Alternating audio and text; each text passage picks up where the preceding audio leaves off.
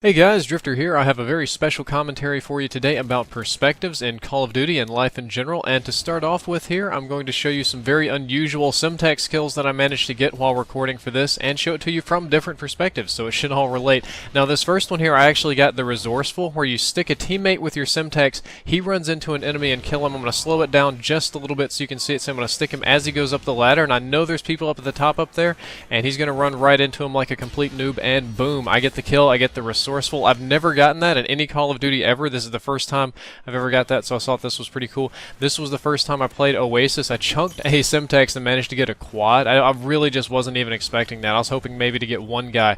But after I take this position, we're going to go backwards in time and go into the third-person perspective. You can see me chunking the Simtex. Dude here has his custom PP90 M1 and manages to get stuck in the knee. However, in this game, you don't get the little vibration when you're stuck, so he thinks it's just landing nearby, and he's running back into his teammates, taking all my death with him, and boom, there we go. Everybody is blown up, and I managed to get a quad, and it looks so much sexier in slow motion theater mode than it ever does from my first person point of view, which is, again, just kind of depending on your perspective, how you're seeing things, how you're thinking about things. When I play a game, this is kind of how I see it. I'm always seeing myself in the third person, in a sense, kind of imagining how the game is going to look to you guys watching it on YouTube. That's kind of the curse of being a commentator, is that you're no longer playing by yourself.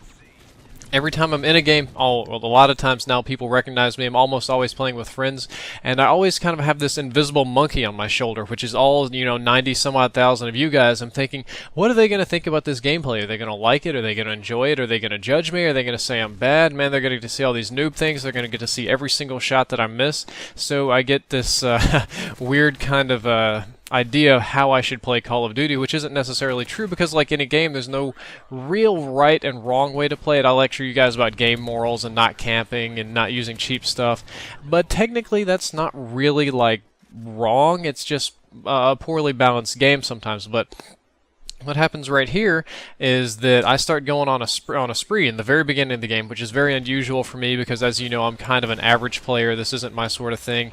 And I'm sitting there thinking, oh man, these guys just watched me miss a Predator missile, but maybe if I can get this helicopter, maybe if I can get up this AC-130, this will be a complete dominating game, and I'll be able to post like one of those 80-3 gameplays and be awesome, like Nerdy for the Win or MLC Stealth or Booman or any of those complete badasses that make me look bad when it comes to pub stomping. But what I'm actually doing is playing into somebody else's idea of Call of Duty, and a lot of commentators do this. If you haven't noticed, commentators don't play Call of Duty like normal people.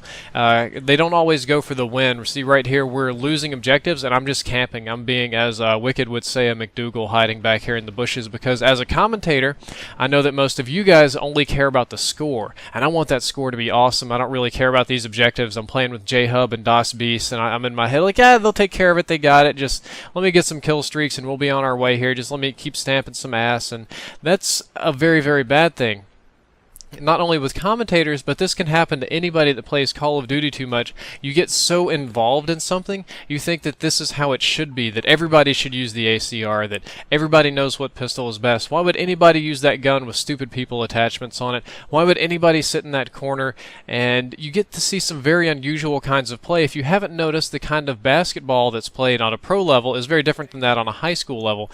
And it's just like the metagame. The reactions of a professional player to another professional player is different versus non-professionals together, a professional and a non-professional, and that's how complete noobs get me killed in Call of Duty, and kill you guys a lot too probably, is that they're so dumb or so inexperienced, they're doing things that professional players would never do. We just kind of run on the assumption that everybody is at least on our skill level, maybe a little bit higher. So you think nobody would ever sit in this bush. There's no tactical value to that car. Why would anybody just run around with a small? You're definitely just going to get one kill and die. But people that don't know any better, they do this. And this is because you get too involved with Call of Duty or anything else to see the bigger picture. And I liken this to the analogy that a friend of mine from class told me about. See, here's my AC-130 that I finally got. And he said, it's just a little analogy analogy, a religious one, but it still holds up, so if you'll bear with me here. It has to do with God and a fish, and if you know the Christian creation story, of course, God created the universe and everything in it. So one day God looks down and he sees the fish in the lake, and he just decides he's a little bored, so he decides to come down in person and talk to the fish, and the fish is like, "Oh, hey God, what's up?" And God says, "Yeah, how do you like all this water I made for you? How are you enjoying it?" And the fish sits there and is like, "What? Say that again?" And the God says, "Yeah, how are you enjoying this water?" And the fish looks at him funny and says, "What the hell is water?"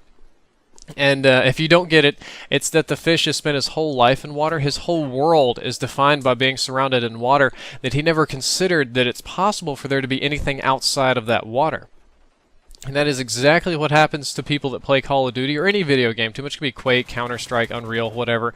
It happens to commentators to get in this too much. Like, the commentators bitch and rave and moan at game developers to make this game based on skill for the true hardcore players to do this, and my favorite gun should do that. There should be no camping, there should be no rage quitting and all that. And they don't see the broader perspective of the huge casual community that plays these games, that doesn't know, doesn't care about, or doesn't understand any of that. Picked up a nice triple kill right there.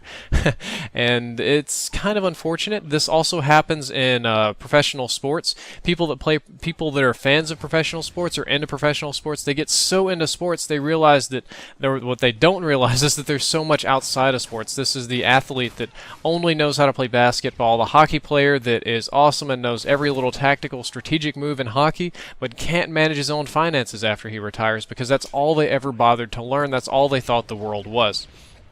Bruce Lee also had this problem. I'm sure many of you are familiar with Bruce Lee, the martial artist in the 60s and 70s. Everybody likens him to an unstoppable killing machine nowadays. They think that he's probably the greatest that ever lived. Now, don't get me wrong. He's a talented person. Probably not the greatest in the world, though. But what he saw in martial arts is that people would learn really good martial arts, and they'd get really talented. They could do kicks and flips, and they had a problem of sometimes getting spanked by a noob, somebody that just wasn't familiar with the martial arts, could occasionally upend a martial artist just because they would do something unexpected. Or when two martial artists would fight each other, they would go through these elaborate routines of move, counter move, parry, and just constantly keep going and going and going. And Bruce Lee saw this as a problem. When he was wrestling a superior opponent, training, the other guy managed to pin him down and hold him down, and Bruce Lee was famous, and the other guy's getting a little cocky, so he's like, "So Bruce, if this were a real fight, what would you do? How would you get out of this death grip?" And Bruce looked at him and was like, "Don't be silly. I would just bite you." And that's kind of his perspective on this. That's why he started, where he was one of the first people to learn mixed martial arts and to try and mix and match and go for shorter, more effective moves, and that's where MMA developed. Now, MMA is also not a perfect thing by any means, but it is a broader perspective sport. And let's broaden this topic a little bit more and talk about YouTube and commentators and entertainment. A lot of people watch game commentary. It's a very important part of their lives to watch and get to know commentators like myself. Other people like to make it, kind of like me, kind of like a White Boy or Woody's Gamer Tag or any of these people.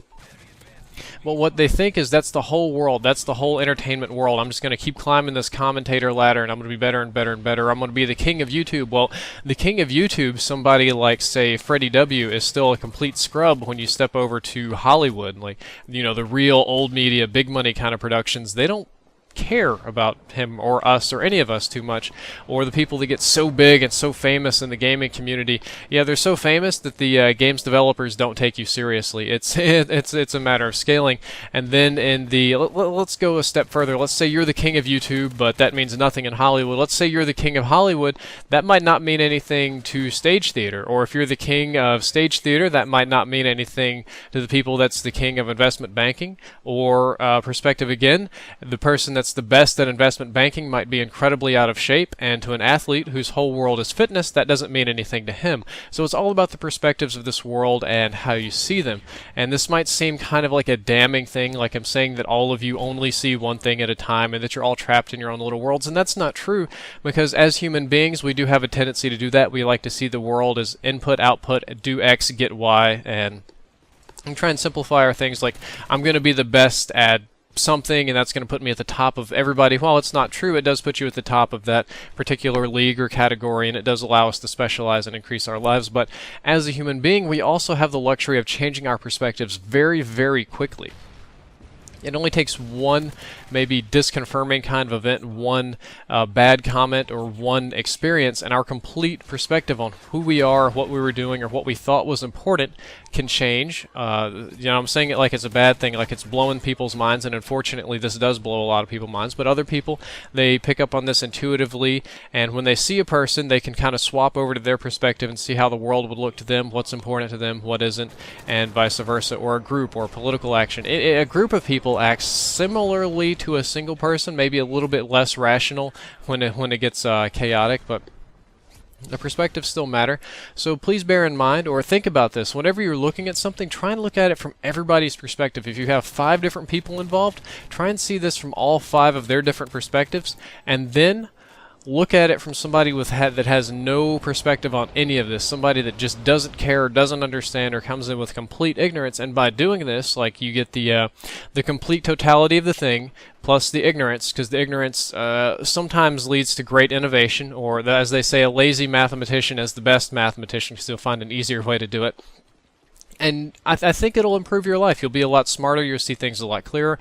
I actually thought this commentary would be a little bit shorter than it is. What you haven't noticed already is that my commentator perspective, I've been going for kills the whole time. I've been avoiding the objectives, and I've been depending on my teammates to kind of drag me through. And here at the end, the other team has got up. They've got EMPs. They've got stealth bombers on us. We're losing this game.